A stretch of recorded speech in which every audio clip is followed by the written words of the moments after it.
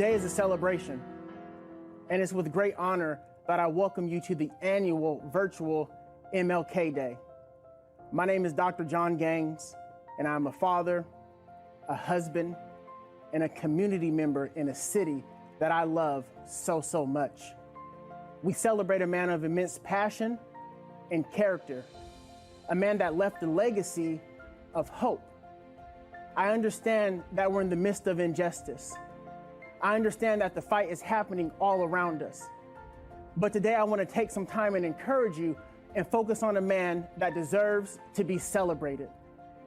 So as we celebrate this man of great truth, great justice, character, humility, today I want to focus on what it actually means to be hopeful. I choose to focus on solution because what we focus on expands. I understand we're in the midst of some dark times.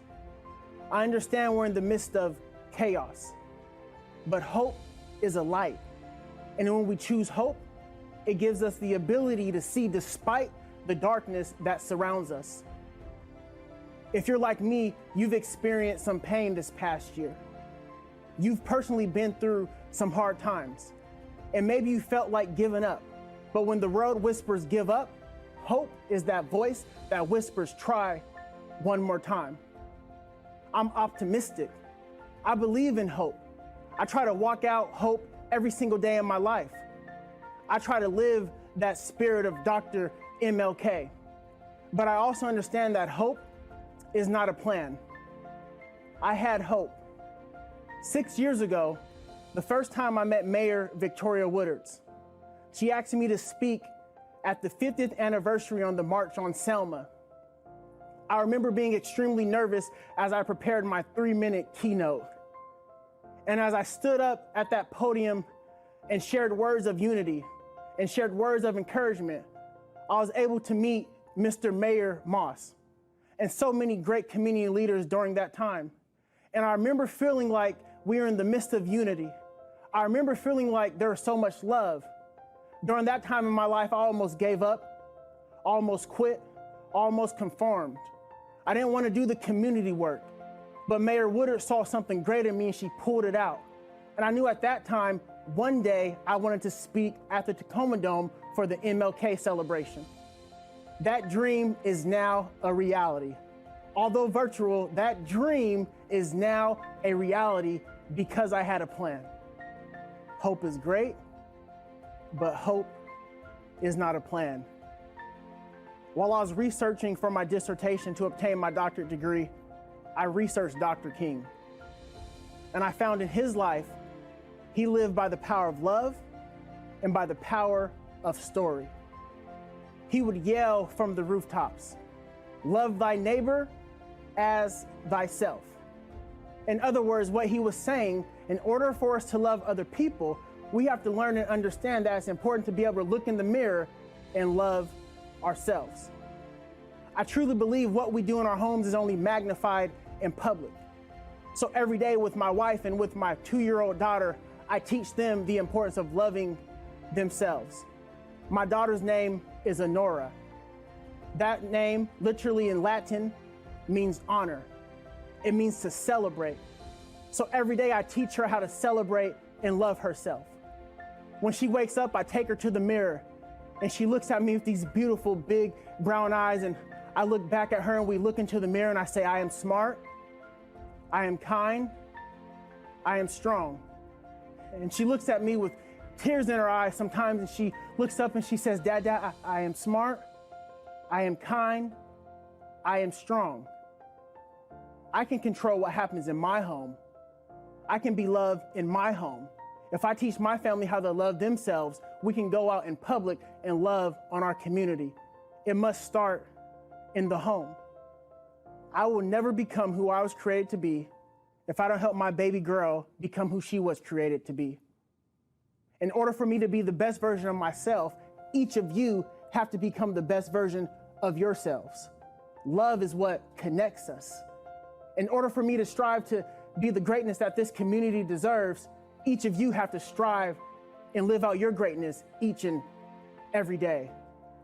I do that with my family. I hope that you would choose to do the same. The power of love and the power of story. Miss Maya Angelou said it like this: there's no greater agony than bearing an untold story inside of you. I've had some rough days in my life. I've experienced some pain. I've stared racism in the face. I've stared injustice in the face. But I choose to share my story. I choose to share my pain. Because sometimes it takes that pain and sting of defeat to activate the greatness that is birthed inside of you. In order for me to birth that greatness, I have to share my story because it connects us. It brings peace. My story of a young man that didn't realize his pain was only meant to prepare him. My story of a young man that grew up on the hilltop in such a dark time. My story of a young boy that was orphaned by the age of 7. My story. My story of growing up without a father. My story, by the age of 7, I found my mother dead. My story, I was born with crack cocaine in my system. All the odds stacked against me. When I was 7 years old, I had a teacher that pulled me to the side. She said, "John, what is it you want to do? What is it you want to become?" And I'll never forget looking up at a picture of Dr. MLK. And I said, maybe one day I want to become a doctor like Dr. King. I want to change and inspire my community. That teacher looked at me with tears in her eyes and she said, "John, I believe in you." And it was the first moment I began to love myself. It was the first moment I began to believe in myself.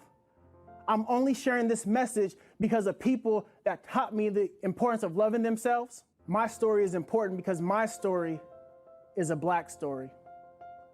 My story is Black history. My story is American history. I believe my story brings peace for others that are experiencing pain. Peace. It does not mean there is no noise. Peace. It does not mean there is no chaos or no adversity. Peace means despite all those things, we can still be calm in our heart because of hope. My story. I share my story because so many people have tried to lie about me.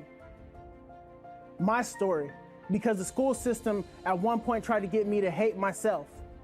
My story, because so many people tried to get me to hate my neighbor. My story. I share my story because racism is real, but so is unity. I share my story because chaos is real, but peace is a promise. My story. I share my story because hate is strong, but I want to encourage you because love is so much stronger. I share my story because I believe it's a voice of hope, and it helps people see hope despite the darkness. Be hopeful. Hope is not a plan, but hope is the beginning of progress. Hope is not a plan, but it's paramount for the change that we seek in this fight. Hope is not a plan, but it's the pinnacle of our success. Be hopeful. Be hopeful. Never lose hope. Always remain hopeful, but have a plan to impact your community. Be hopeful, but have a plan to love your neighbor. Be hopeful, but have a plan to collectively come together in the voice of hope to impact and change this community. Because if we could change this community, we can change our city. If we could change our city, we can change our state. If we could change our state, we can change and fight for this great nation. Keep fighting and remain hopeful. But whatever you do in this season, keep fighting. Maybe for you, it's rest. Maybe for you, it's sleepless nights. Maybe for you, it's in the front. Maybe for you, it's in the back. But please don't lose hope. Find your fight. Find your lane. Have a plan to impact your family. Have a plan to lead your family. Decide to wake up every single day and look in the mirror and say, I will be the change that this community seeks.